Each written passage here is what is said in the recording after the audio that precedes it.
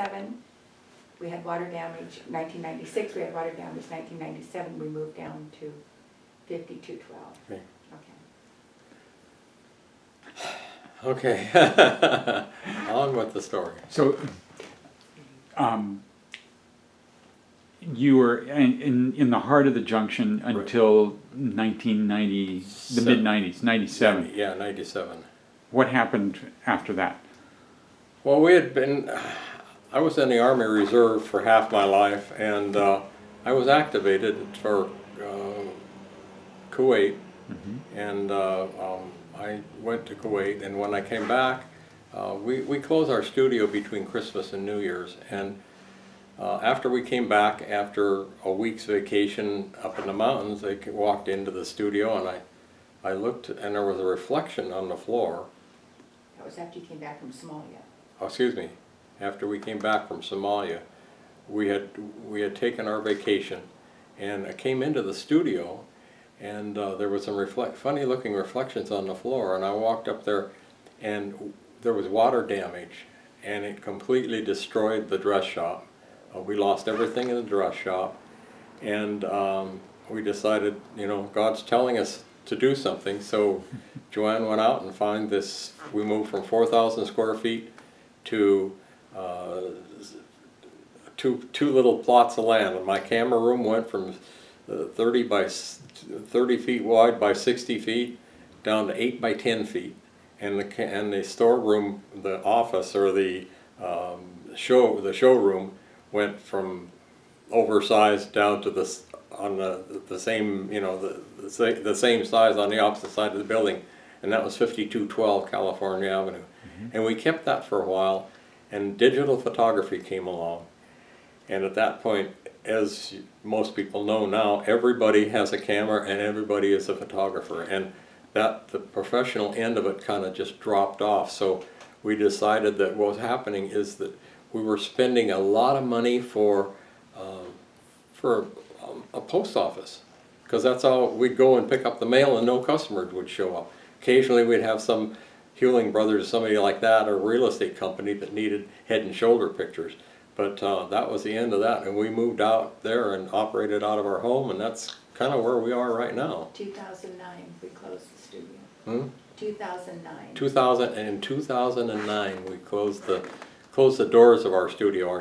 Technically, our business license still says we are Murray's Photography, and it will be until we're all gone. And Joanne is kind of taken over the business because she specialized in outdoor photography at the time. I want to take you way back. You talked about starting the business, but describe how you got interested in photography. Was that from childhood? Describe the time when that really took root. Well, I guess it would be not really from childhood. When I was a teenager, I was a competition roller skater at Southgate Rollerdrome, and we at that time had a young man named Arthur Murray. Arthur Merle Arthur Merle Kerwin was a national champion in freestyle and dance. So we had national people there, and I would take pictures of them. And I had some pictures with my little Brownie Hawkeye camera, and while I was in the Army, while I was in my active duty portion of the Army, my roommate was a photographer, and he talked me into buying a camera. It was a Kodak Retina camera, and I bought that, and he taught me how to use it, and I just it just kind of developed like film. It just developed itself into the studio, and at the time we decided we better, get serious about it, and we started going to school. Joanne went down to California for schooling, and at that time Joanne decided we needed to bring some of that schooling here in the Northwest, and she started a school called Pacific Northwest School of Professional Photography, and it was the only one outside of the PPF, Professional Photographers of America school, that was in existence. Now there's several, but we had that school, and I got I got to be instructed by some of the world's most famous and greatest studio photographers, and I kept my end of the business was the studio business, and Joanne always specialized. She specialized in outdoor photography, so she kept that sort of thing, and she studied with some of the greatest photographers in the world for outdoor photography. And then we started teaching in 1973. And we started, at that point, we started teaching, and we taught up and down the West Coast, California, Oregon, up in British Columbia. We spent so much time teaching the photographers in British Columbia, they just would introduce us as their brother and sister from the U.S. We were Canadian, eh?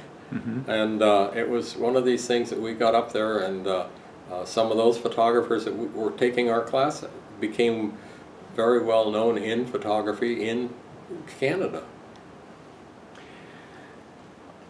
When you were younger and before you really decided that photography would be your niche, what were the other occupations you were considering?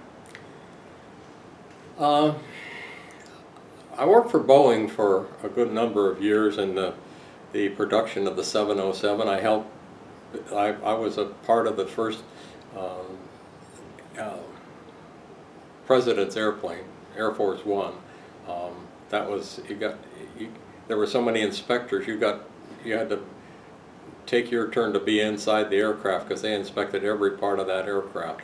And I worked for them for a while, and I finally that was down to Renton, and I got transferred to the plant down, which is a military business down on Marginal Way. I went down there. It was a Minuteman production area, and I worked down there for a while. And then after that, my father had a business of his own where he was manufacturing oceanographic research equipment for universities of Washington and Duke University and universities and research people all over the world. And I became a machinist at the time. I was able to operate most of the equipment that we had in the shop, and I enjoyed it. But you know, photography was still at that point in my mind. And at the time my father had wanted to move.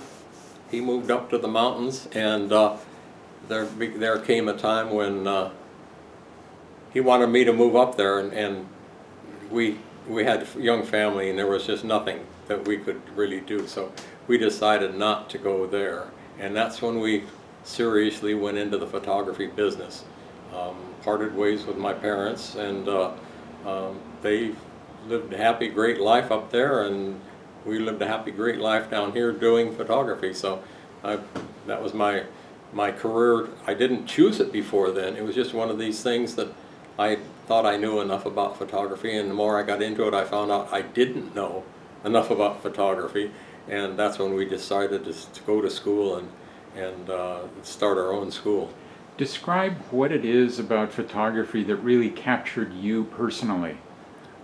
The satisfaction of seeing people. I used to say if I could afford it, I would pay people to let me photograph their weddings. It's the happiest time of life.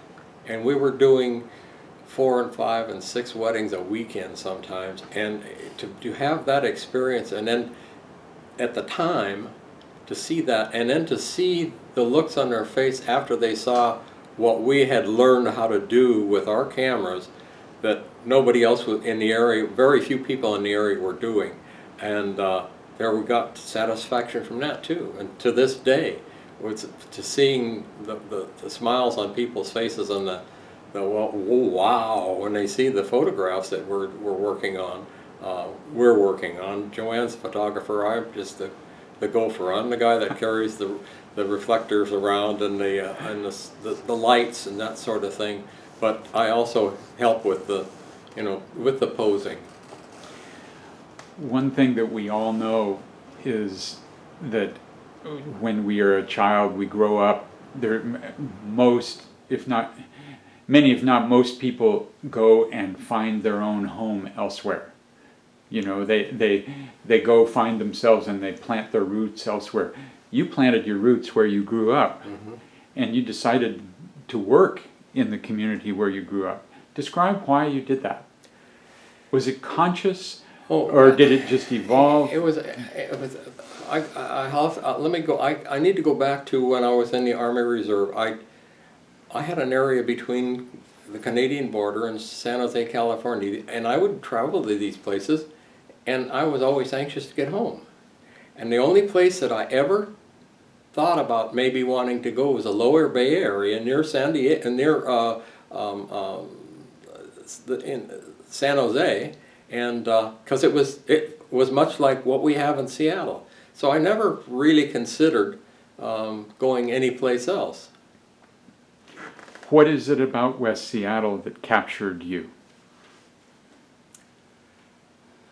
Well, I guess, I don't know what it was, but to this day, people will come to me and they say, I know you. Oh, you photographed our family. You photographed our kids. You photographed our weddings. You did our graduation pictures. And I figured if they were happy with it, they would tell me about it. If they weren't, I would have got a punch in the face for doing such a lousy job. And it's one of these things that I felt that, that was a satisfaction I need. And besides that, West Seattle it's one big family. The whole district is one big family. We're all connected. We all know somebody that grew up here. We all knew, we had one household up in the Admiral District on Sunset Avenue. They had 6 generations of people that lived in the same home. And that's really hooked on West Seattle. And I just never had any, I knew a lot of people from all over the city, but West Seattle was always close to my heart. I never had a job other than going to Boeing where I had to drive any place but to West Seattle. When my dad had his shop, I went to work for him. It was in South Park, and we arranged the hours so we didn't have to drive into traffic. It sounds like working in West Seattle is as much satisfying as the type of work that you were doing. They both kept you doing the same kind of work in the same community. Oh yeah, well I have a history in West Seattle. I think I've worked for almost everybody in West Seattle in one form or another. I worked for the Huskies Delicatessen. I worked for A&P grocery stores. I worked for a little appliance store on Oregon Street, which doesn't exist on Edmond Street, which doesn't exist anymore. I knew most of the businesses in West Seattle because I grew up as a kid, and I would walk to the junction. I lived 3 blocks from the junction. I would walk to the junction. I would walk down the hill to the Granada Theater. I was a block and a half from the Granada Theater. So it was just, I never had to look anyplace else. Everything I wanted to do was right here. And to this day, I'm old enough that I don't walk very much anymore, but to this day, I don't see any other place that I want to live for my health reasons and my fact that I receive military care. If I did move, I'd move down closer to Madigan Army Hospital, but that's not anywhere near in my plans at this point. But I've never found another good enough excuse to leave. Talk about the Rotary and how you... Well, right. That's a good idea, and I was about to ask about that. There seems to be an ethic, at least in the era in which your prime of your business in West Seattle, that it wasn't just about doing the business; it was about getting involved in the community. Right. Talk about that a bit, about your thought process and how you got involved and the things that you got involved in. Well, I was interested in the growth of West Seattle. I became president of the Junction Merchants Association. I was president of the West Seattle Chamber of Commerce. And at that point, along about that same time, we felt that our children were growing up, and our daughter was.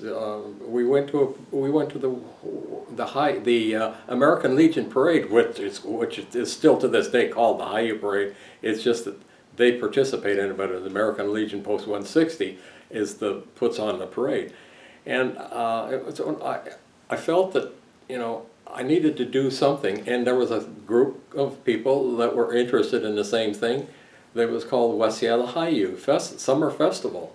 And I got involved with that, and I became president of that. And before that, I was a master of ceremonies for the inauguration and the presentation of the Miss West Seattle with all the queens and the princesses and everything like that. And I was master of ceremonies. It was held down at Lincoln Park, and at that point it was called the West Seattle, it was a West Seattle picnic, and each of the service clubs had something to do. The Rotary Club ran a coffee stand, and the Kiwanis Club did all the different things. The Lions Club, each service club had something to do with it, and that's when I got involved in Haiyu, and I'm still Joanne and I are still involved in Haiyu. Joanne does the pictures for the queens and princesses, and a strange thing that happened. There was a young lady in West Seattle at the time. It was her mother had a business in West Seattle, Margaret's Apparel, and the daughter and we had a section in the West Seattle Parade that started at California and Oregon, and at the Holy Rosary, front of the Holy Rosary Church, and it was a junior Miss Haiyu. And little kids would dress up like in the Haiyu thing. And one time, Marilyn Mialis and I decided that, you know what would be neat is to go and select a queen, a junior queen. So she and I walked down the parade, and there was one little girl that looked like she was a queen. So we asked her parents if they'd be interested in if we, had her queen, and they thought, I guess they thought that it was a real honor, because they said yes, it was okay. And that's the beginning of our junior Miss Haiyu. We've developed that into the point where they go through interview process and talking and everything, just like the senior Miss Haiyu. And it was really interesting, but that was my connections basically got started in the Haiyu with that, from being the Junction Merchants in the parade, and then going into the Haiyu itself. How important are such community activities to the business world of West Seattle? Wow. What are they like soup and sandwich? They just go together? They just go together, but I'll go back to when we got started, and Ballard had not a beauty pageant, but they had a pageant the same way. White Center had a pageant that way. Burien had a pageant. All of the communities had that sort of thing, but because there weren't enough people interested in it, that it kind of dropped, and they don't have we are the oldest functioning program of its scholarship program of its kind from 1950s or before that. 1934. 1934 was the first one, and it's still going. It's getting awful slim, and very few people really participate in it. And I think it's because, my own personal opinion, is the fact that all of the big businesses, the J.C. Penney's and the Ernst Hardware, and all the big grocery stores and all that sort of thing, they've all left West Seattle. And the people that are in West Seattle now, they have mom and pop operations. There's restaurants and taverns and little stores that do, gift cards and that sort of thing. But they don't have, first of all, they don't have the funds that it takes to operate that. And they don't have people that are interested enough to go to attend the Haiyu Association meeting, which would keep it afloat. But there are a few of us that's still hanging around, just hoping that maybe someday magic will come along, and we'll have the West Seattle Haiyu, and it'll start up and be strong again. You came here as a 3-year-old in 1939. The streetcars stopped operation by 1940. Mm-hmm. So obviously you wouldn't remember streetcars, I don't, but I can. but you would remember the impact of not having streetcars, I would Yeah, think. I mean, yeah. people, I'm sure, talked about them even after they were gone. And really the streetcars were what made the junction, what gave the junction its name. Yeah, exactly. Yeah, it was California-Alaska Junction. That's right. And the only other place that was close by was Fauntleroy in Alaska, and that streetcar went down to the Fauntleroy Ferry Dock. And interesting story behind that, when they tore up the tracks, down the middle of all the tracks was big concrete slabs that they could lift up, and they could do maintenance work on. At the Fauntleroy and Hudson Street, they piled hundreds and hundreds and hundreds of these big separation things in big piles. Well, I lived a block away from there, and we would go and we'd play on these huge piles of blocks. Some of them were 20, 30 feet high, and they were leaning. They would open up a little bit, and we'd play hide and seek, and we'd climb down inside them. You know, and it was a play art for us. And and in the wintertime, that area would freeze over, and we would go down, and those that could ice skate would ice skate, or you'd play on the ice, and that they tore those out, and they built in 1950s. They built all the duplexes that are down in that area. But that used to be the low place in the junction. That was a swamp, pretty much the whole area. As far as you can remember, the Alaska Junction has been the hub of business for West Seattle. Yeah. Correct? Right. And that really was defined by the streetcar, but what really makes it the hub? Those 2 blocks, those are obviously zoning has something to do with it, but It was one. it's a gathering place. It's a gathering place, and it was easy to get to. The other one that started out was the Admiral Junction, but in the wintertime, they didn't have it was hard to get to the top of that hill. You had to go down, as a matter of fact. You had to go to California, Alaska, and come up California at a gentle slope to get up into the Admiral Junction, which is the same thing today. There's no steep hill, except for the one that comes up off Alki, and the one that comes off I guess the Spokane Street, comes off of Spokane Street. But if you still want to get to West Seattle, the easiest way is to come up Avalon Way, because there's no real steep hills. There are if you don't go if you go go Fauntleroy and Alaska. That's an easy way to get to the junction, and it was easy for the businesses to get their deliveries. It was easy for people to find. You never did, when you heard anything, oh yeah, I need to go to the junction. Well, you didn't say the Admiral Junction or the Morgan Street Junction.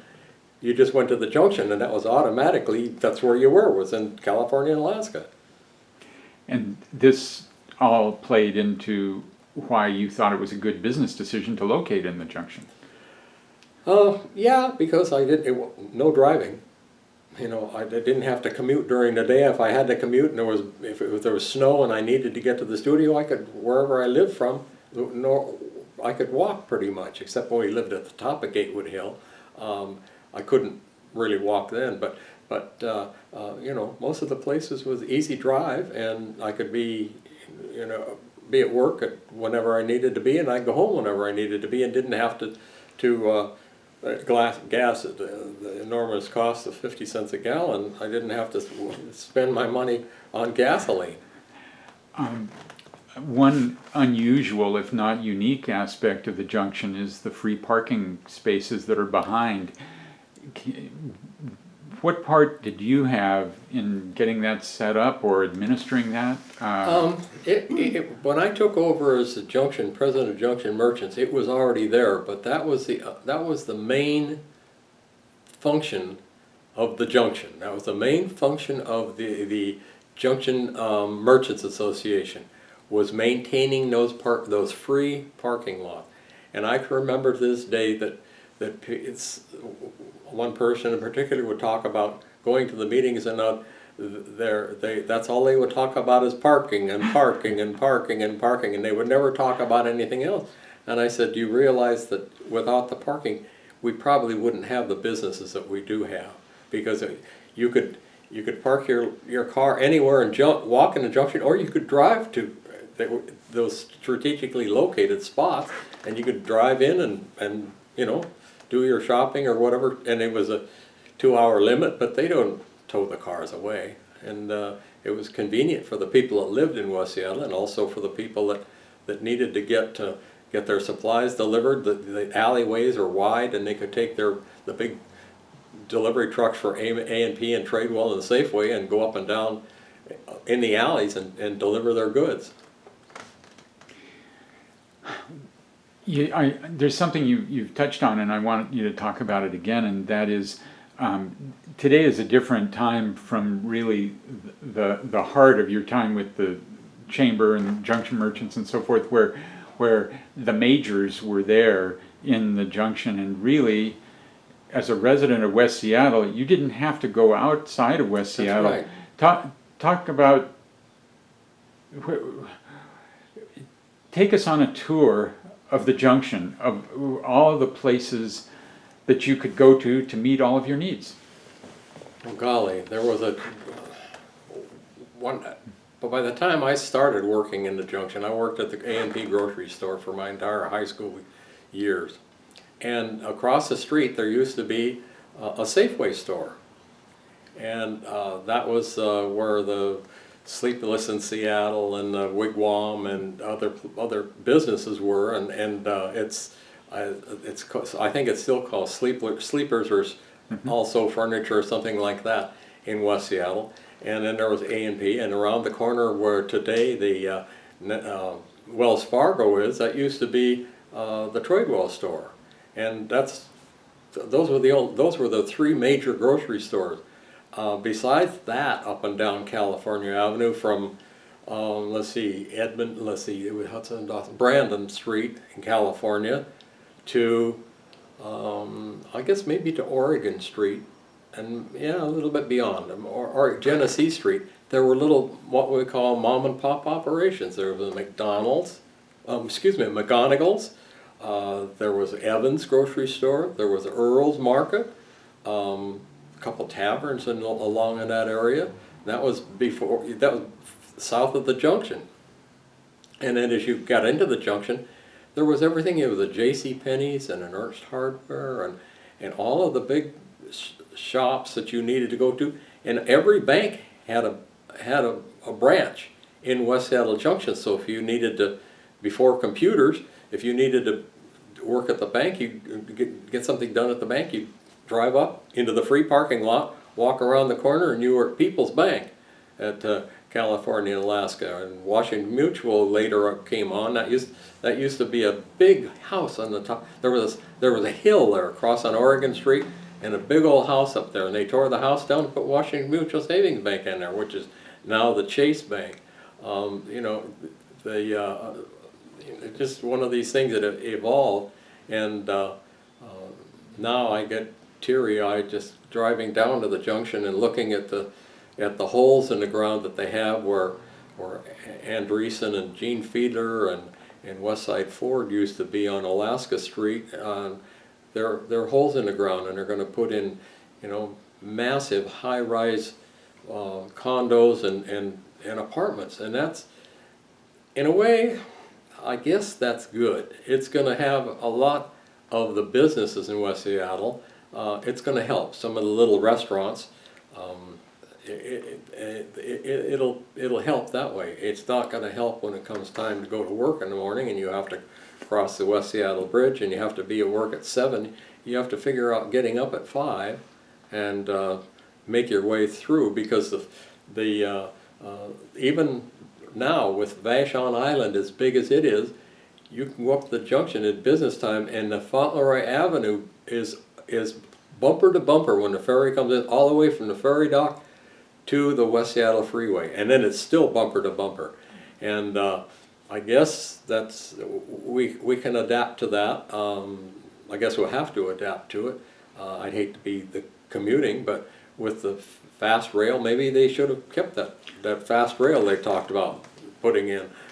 Maybe they should have put one in and it would have been helped. They've done some of the bus rerouting now so that you have bus lane onlys for the rapid transit, and it'll work out.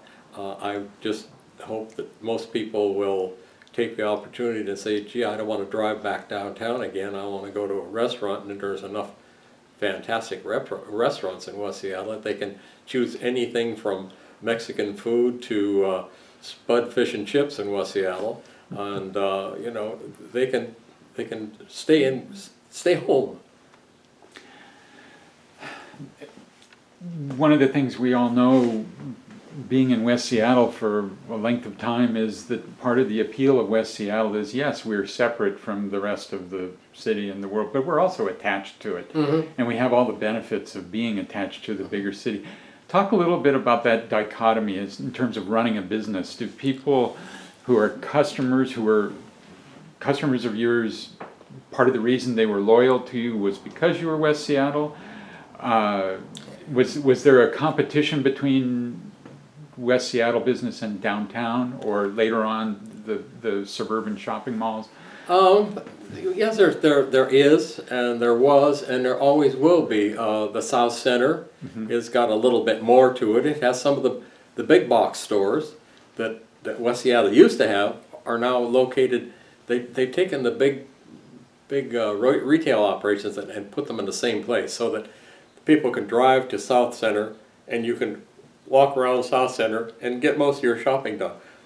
Or you can go to Bellevue Square if you want to cross all of the bridges and stuff, and you can go actually in downtown Seattle. Westlake Center is, as you can tell by the lights at Christmas time and the gathering points for people that are protesting anything. They go to Westlake Center if they want to buy something. They go down by Westlake Center. All of the business that are down there, but I'm sure that they don't have the close warmth that you get from the business people in West Seattle, because most of them know all their customers. We knew everybody. Somebody will say, well, you photographed my wedding 20 years ago, and they say who they were, and I could probably tell you what church it was. I mean, a lot of people think I'm crazy because you don't really, but you do. You get fixed with the bride was, you know, how pretty the bride was, or the fact that we did we photographed a wedding at Alki Church up the street up here where everybody was deaf and dumb. It was all sign language, and I almost cry when I remember that. It was beautiful, beautiful, and it was a lot of people that did talk were quiet because they didn't have to. It was that sort of thing, and we had people that called us and said, "Oh, you photographed our wedding and our daughter's getting married. I want you to come photograph." We did second and third, not third generation, but we did a lot of second generation. We did a lot of third generation senior high schools. You know, you photographed my mom and dad, and you photographed my older sister, and I'm graduating now. We still do that, and it's the closeness and the warmth and the friendship that we have that I don't think you can get anyplace else. I imagine, you know, Burien is probably the same way, and White Center I know is the same way, and because they're all small business structured. There's no big businesses there, and they have to depend on the people who live in the neighborhood. West Seattle High School reunions. Oh, yeah. Oh yeah, yeah. The other thing is that we